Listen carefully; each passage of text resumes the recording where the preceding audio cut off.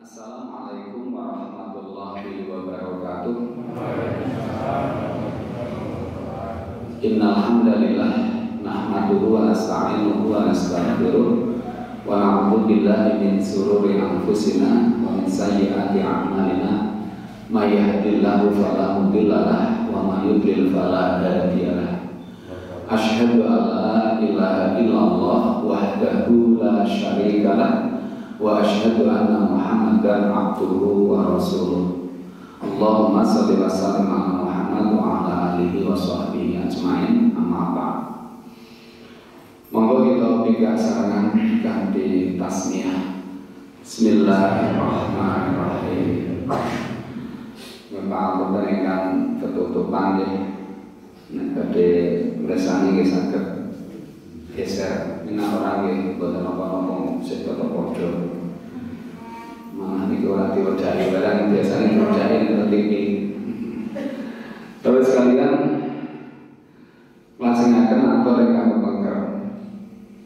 Pada pertemuan pertama kami sudah sampaikan, kita sudah sama-sama belajar bahwa di antara target utama di bulan Ramadan itu adalah ampunan Allah, baik dengan istighfar, dengan memohon maaf kepada sesama, maupun dengan taubat. Kenapa Bapak Ibu ampunan menjadi target kita? Sekali lagi, masalah kita sesungguhnya ada pada dosa itu. Setiap kita berdosa, bahkan tidak sedikit. Dan ketika kita mati masih dalam keadaan berlumuran dosa, maka surga itu bukan tempatnya.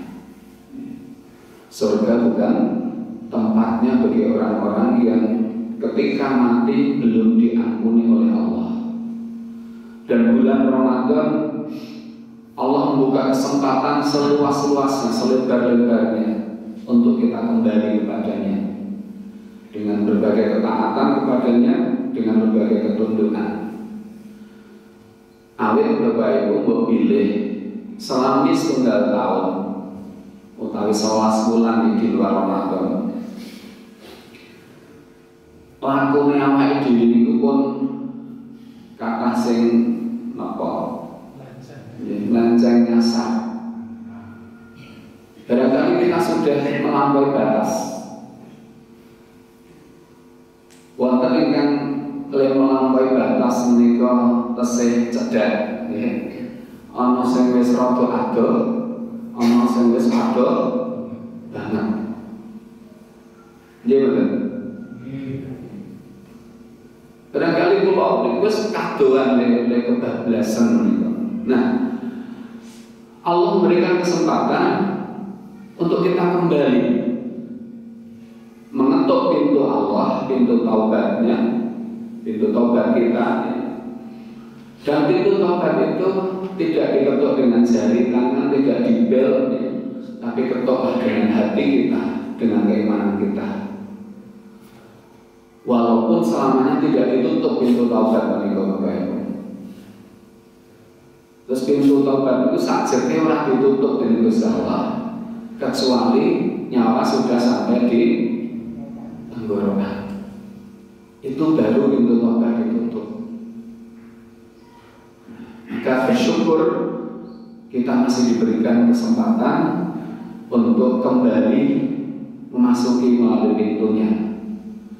Nah sekalian, terkait kalian bab menika, Gusti Allah sampun ngendika nimbali tiang-tiang ingkang sampun napa melampaui batas menika. Wonten Al-Qur'an surat Az-Zumar ayat 53. Gusti Allah ngendika, A'udzu billahi minasyaitonir rajim. Qul ya ibadiyalladzina asrafu ala anfusihim la taqnatu mir rahmatillah. Innallaha yaghfirudz dzunuba jami'a. Innahu huwal ghafurur rahim. Karena artosipun katakanlah Tapi hakikatnya kan dikomunikasi Gusti Allah. Gusti Allah paling dawuh dhateng Kanjeng Nabi supados ngendika dhateng umatipun klebu kula sami. Menapa ingkang kedadipun ngendikaken Kanjeng Nabi dhateng kita? Ya ibadiyalladzi asrafu ala anfusihim. Hei kawulaku, hei hamba-hambaku yang telah melampaui batas atas diri mereka sendiri. Wahai hamba-hambaku yang telah melampaui batas. Sebutan iya, nih Bapak Ibu, panggilan wahai. Wonten ing bahasa Arab itu berlaku untuk siapapun juga. Artinya yang melampaui batas niku lagi cedak, wis rada adoh, napa wis adoh banget. Niku sedaya dipun timbali dening Gusti Allah. Kamu lakukan wis padha kliwat wates. Sanes Purworejo nggih kliwat wates niku. Purworejo niku lek kliwat wates lagi cedak. Ini wis tekan Cilacap wis rada adoh, tekan Merak niku adoh banget. Kalau itu kita anggap ujungnya. Namun sejauh apapun hamba Allah itu melampaui batas, Bapak Ibu, Allah itu masih sangat sayang pada hambanya dengan rahmatnya itu. Kalimat ngendikanipun la taqnatu mir rahmatillah. Janganlah kamu berputus asa dari rahmat Allah. Terus mbok sing liwat mau cedak sedengan apa wis adoh banget, aja padha putus asa saka rahmati Gusti Allah, saka sih katresnane Gusti Allah. Jangankan yang baru beberapa kilo le kesasar, le menyimpang, ini yang sudah jauh sekalipun tidak boleh putus asa dari rahmat Allah. Rahmat Allah berupa apa? Innallaha yaghfiru dzunuba jami'an. Sesungguhnya Allah mengampuni semua dosa-dosa. Terus dosanya sebesar apapun, Bapak Ibu, ibaratnya yang terjadi di sundul langit misalnya, tetap jangan berputus asa. Tidak boleh kemudian ngobrol, wah ini mesti mati ngapura Gusti Allah, aku takdir dari wong elek misalnya, tidak boleh. Kita harus tetap optimis. Sebanyak apapun, sebesar apapun dosa kita, rahmat Allah masih jauh lebih besar.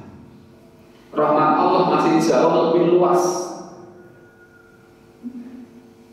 Kalau kita berdepan lokro, tidak boleh berputus asa. Allah mengampuni semua dosa. Mengapa sebabipun? Innahu huwal ghafurur rahim. Awis jatuh sebut Gusti Allah menika moho paring pangapunten saha moho asih. Nika sifatipun Gusti Allah, Maha Pengampun dan Maha Penyayang. Dan kekawanipun. Mulane awake dhewe menungso sing akeh dosane nyakwani ngucap, oh mbok nganti dikucir ora bakal ngapura. Nek wong liwati kewenangan Gusti Allah. Gusti Allah Maha maringi pangapunten sebesar apapun, sebanyak apapun dosanya. Kecuali satu. Hanya satu yang Allah tidak akan mengampuni dosa. Selain itu semua diampuni. Jami'an diampuni Allah. Semuanya. Nah, terus kalian menapa dosa yang boten ngapunten? Napa Bu? Syirik. Terus nek pun menyangkut masalah menika syirik, maka Allah sudah benar-benar tidak mau mengampuni. Hanya satu itu yang tidak diampuni. Sanesipun dingapura kabeh. Angger gelem tobat, gelem nyuwun pangapunten, gelem taat, mesti dingapura. Mas kalian, pangandikanipun Gusti Allah, pernyataan Allah, penegasan Allah bahwa dosa syirik itu tidak diampuni. Menika dipengendikaken dening Gusti Allah piyambak wonten Al-Qur'an surat An-Nisa ayat 48. Yang kalau Az-Zumar 53 nih, angge saged pembikak malih wonten dalem mushafipun, tarjamahipun, serta tafsiripun. Nah, wonten Al-Qur'an surat An-Nisa ayat 28 Gusti Allah negasaken bilih panjenenganipun boten kersa maringi pangapunten dhateng dosa syirik. Maka kenapa dalam hal ini kita sering saya tegas keras Bapak Ibu untuk masalah syirik? Karena hanya ini yang tidak diampuni. Ataupun ampun ngantos sampai dhewe terjerumus dalam kesyirikan. Nah sekalian, Allah mendikwa, A'udzubillahi minasyaitonirrajim. Innallaha la yaghfiru ayyushraka bihi wa yaghfiru ma duna dzalika liman yasha. Wa may yusyrik billah faqad iftara isman 'azima. Sesungguhnya Allah tidak akan mengampuni dosa syirik. Dan Dia Allah mengampuni segala dosa selain syirik itu kepada siapa saja yang dikehendakinya. Jadi lima yasha. Jadi kepada siapa saja yang dikehendaki, dosanya besar atau kecil, banyak atau sedikit, yang penting bukan syirik, maka Allah ampuni. Yang dikehendaki tentu mereka yang memang bersungguh-sungguh berniat untuk diampuni dengan cara taubat, dengan cara taat dan hasan itu. Bukan kok kemudian yang menemui aku nanti kersake di ngapura, rakyat di ngapura, bukan kedah dengan usaha. Nah, kemudian wa may yusyrik billah faqad iftara isman 'azima. Dan barang siapa yang mempersekutukan Allah, maka sesungguhnya faqad iftara isman 'azima, maka sesungguhnya ia telah berbuat dosa yang besar. Isman 'azima, ism menika dosa, 'azima menika besar. Bahkan dengan ungkapan 'azim, bukan akbar, dia lebih besar dari itu. Nah sekalian rahmatullah, kenapa Allah tidak mengampuni dosa syirik?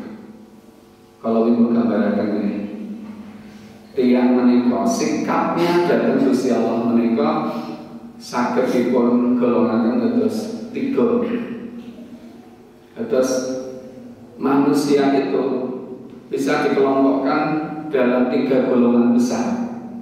Merujuk dalam Al-Quran surat Al-Baqarah ayat 1 atau ada dimulai dari ayat 2 sampai dengan ayat 20. Itu manusia itu kalau dipondok-pondok, dikelompok-kelompokkan, itu pasti akan menjadi 3 golongan besar. Yang pertama adalah mukmin, golongan orang-orang yang beriman. Dzalika kitabul la raiba fihi hudal muttaqin alladzina yu'minuna bil ghaibi wa yuqimuna shalah wa mimma razaqnahum yunfiqun. Walladzina yu'minuna bima unzila ilaika wa ma unzila min qablik wa bil akhirati hum yuqinun ulaika 'ala hudan min rabbihim wa ulaika humul muflihun. Sampai ayat 5 itu menerangkan orang yang beriman. Mengatakan Allah, datang ingkang gaib sanesipun, malaikat Allah, hari akhir dan seterusnya. Dia juga mendirikan sholat, membayar zakat.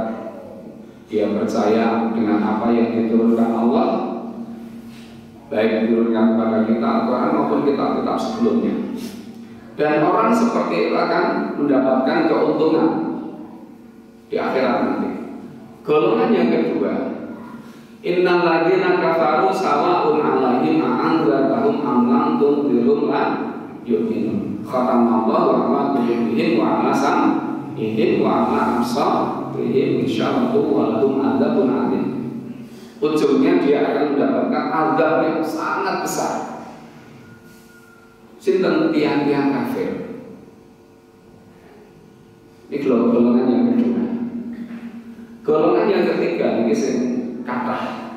Maka diterangkan dalam ayat itu juga banyak, mulai ayat 8 sampai dengan ayat 20. Sifat-sifatnya paling kaya. Wa minan nasi man yaqulu amanna billahi wa bil yaumil akhir wa ma hum bimumin. Ana wong sing ngomong iman marang Allah lan dina akhir. Padahal jane dia iki ra iman. Jadi mereka tiangmu munafik. Orang munafik ini sing bahaya. Tapi ujungnya sama. Walahum adzabun alim bima kanu yakdzibun. Dia juga akan mendapatkan siksa yang sangat berat, sangat dahsyat disebabkan karena kedustaannya.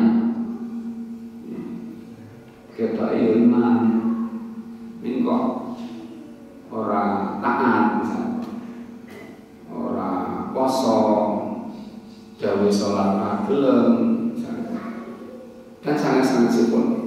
Nah ini yang munafik. Tapi antara kafir dan munafik ini ujungnya sama, mendapatkan siksa yang berat. Bahkan yang munafik ini siksanya lebih berat. Orang ulama akan agak sulit.